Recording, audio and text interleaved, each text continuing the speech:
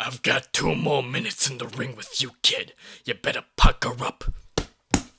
Hey everybody, Leaking Boy Pussy here, back with another waste of time. Today on this episode of the program, we're gonna be throwing a little bit of a curveball on your ass. Typically we just talk about stupid shit like anti-smoking ads or shitty creepypastas, or even making some completely original jabs at Jake Paul that nobody else has totally ever done before. Trust me guys, you've got an expert on the premise. But today I wanted to take a step back for a brief moment and touch on something that not only I am super goddamn excited for, but something that I feel could have a positive impact on the world for once. Now you might be saying to yourself as you fall asleep tonight, North Korea? Human trafficking? What could it be, Exro? What current global issue could your topic possibly fix at this point in time during crisis? It's something much worse than petty little North Korea or pussy-ass human trafficking. It's the current state of 3D animation in the cinema industry.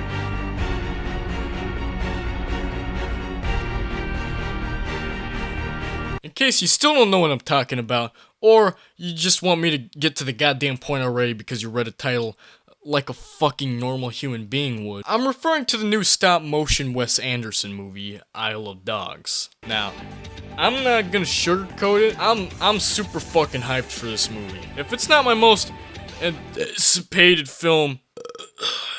Jesus, didn't know you had it in you, you big boy. If it's not my most anticipated movie of the year, then it's definitely my most anticipated animated feature to come out this year. However, neither of which really hold any significant value to them because I have no fucking idea what movies are going to be released this year. I guess to be fair, Incredibles 2 is getting a release. So that's pretty neat. I believe that if Isle of Dogs does do well in regards to box office, and if my prediction of it even being good in the first place is true, then it could potentially really benefit the animation industry as a whole, because good God, these past 8 years, man.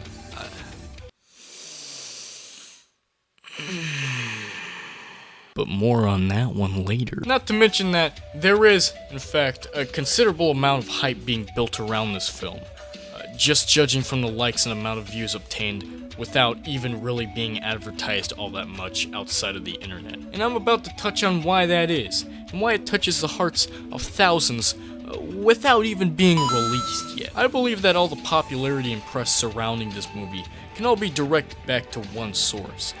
One movie in particular that you could say almost prefaces this movie. That movie, of course, being Fantastic Mr. Fox. Fantastic Mr. Fox is Wes Anderson's first stop-motion movie of this style. And, you know, it's quite incredible to see how big of a following it's gained whenever you realize that nobody was really excited to see this movie when it initially released in 2009 in the first place. Not to say that the movie is bad or anything. Quite honestly, I myself believe this movie is simply fantastic, for lack of a better word. However, whenever the trailers for this movie came out, nobody really had any idea on what to think about it. An obvious factor in this being that there was never an animated film like it at its time. Despite it being released at the later half of what I'd consider to be the golden era of 3D animation, there simply was no other animated movie that held its message or its art direction. Even the beefy boys at that time, such as Pixar, who were well known for being able to release hit after hit after hit after a goddamn home run, had never created a film that looked or felt quite as orgasmic as Fantastic Mr. Fox. Woo-hoo! What are you... Pothole! Sparky, don't you dare! Whoa! Oh! Oh, this is gonna hurt!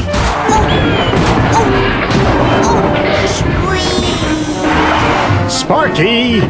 But because there really were no reference points for this movie's unique everything, people weren't really able to decide their thoughts going into this movie. Simply put, it was experimental and new for its age, and it carried over a style that I'd argue still remains fresh despite it being a nearly 10-year-old movie. Fast forward to 9 years later, whenever Isle of Dogs starts getting closer to release date and starts seeing more press. Unlike beforehand, we now have a reference point in where the movie's quality could potentially stand at. This doesn't guarantee that it will be as amazing as Fantastic Mr. Fox, and it's still important to keep a realistic expectation for how the movie could turn out. But we know how good these movies can be at their peak performance because we've seen it now. And as a result, we want to stick around to see if Wes Anderson will maintain consistency in that regard.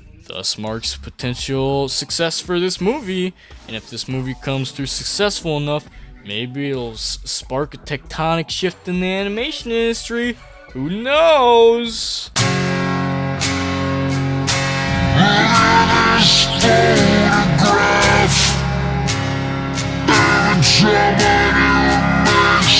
But that's just speculation for now. What I will say is that its release is definitely more significant and more important at this given moment than Fantastic Mr. Fox's. While Fantastic Mr. Fox was released during the last years of the golden era for animation, Isle of Dogs is being released in a whole new era within itself. I don't really find it hard to claim that out of the nearly 3 decades that 3D animated features have been a part of our society, the 2010s have definitely been the worst out of these nearly 3 decades so far. And while there obviously were movie companies out there solely to make nothing but profit with little regard to the product's quality since the very get-go of animation itself, I'd say that throughout the late 90s and entirety of the 2000s, they had never really become much in the eyes of the mainstream media. Pixar and DreamWorks were the companies with the biggest bulges in animation at that time,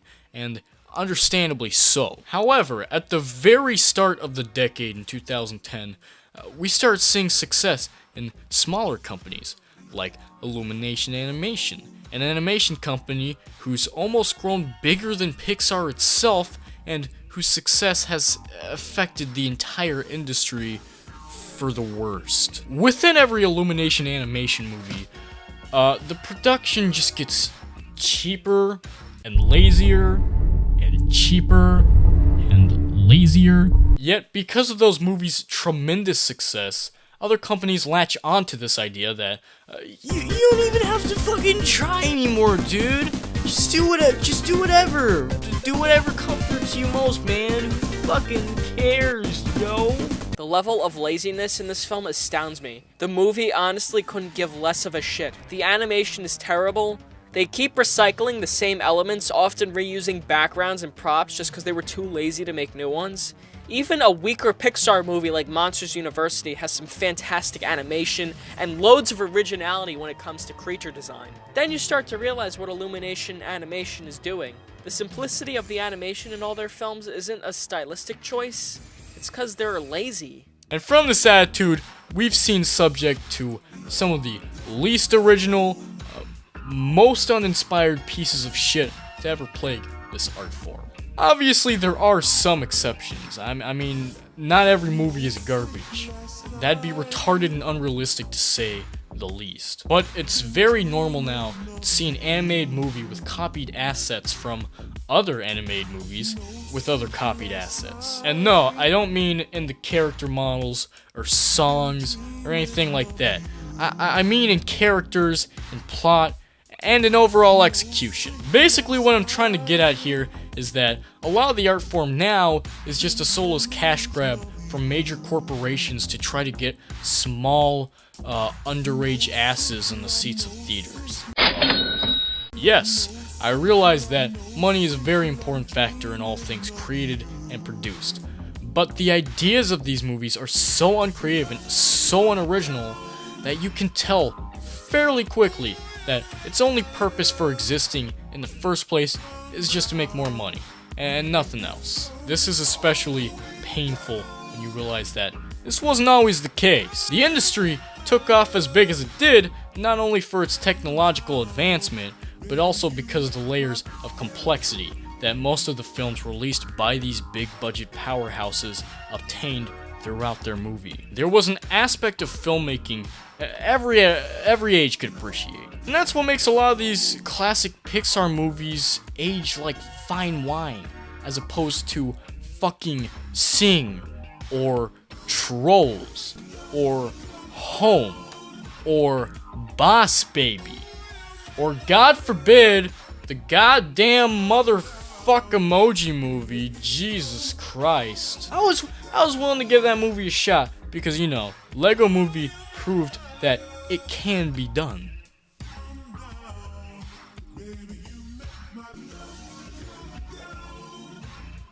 No.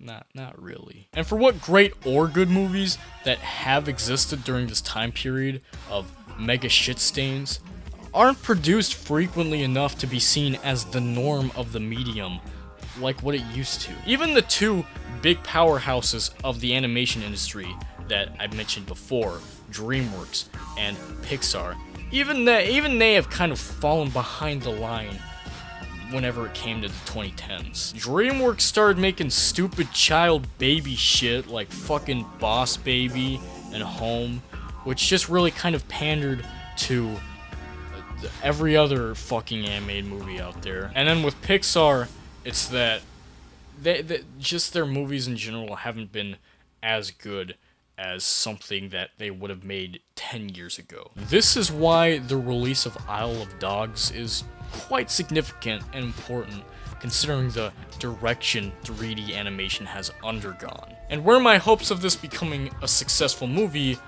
all originate from. Now overall, this year does seem like it'll be a great year for improvement in regards to 3D animation, and I do sincerely hope that catches on like a trend for companies to, you know, be fucking original. Although for now, I can only hope that Isle of Dogs is that first spark of flame which sets this notion into place. That's basically all I had to say for this week. I just want to touch on how fucking wet this movie makes me, while also changing up the tone of my content a little bit to have a bit of a more positive message in it. Kids, the only drug you should be smoking is Jesus. Look at my copy of the Holy Bible right here. Look at it. Jesus. Jesus is right. This is Jesus, okay? That's the guy you should be worshiping. You gotta go after him. Fucking do it.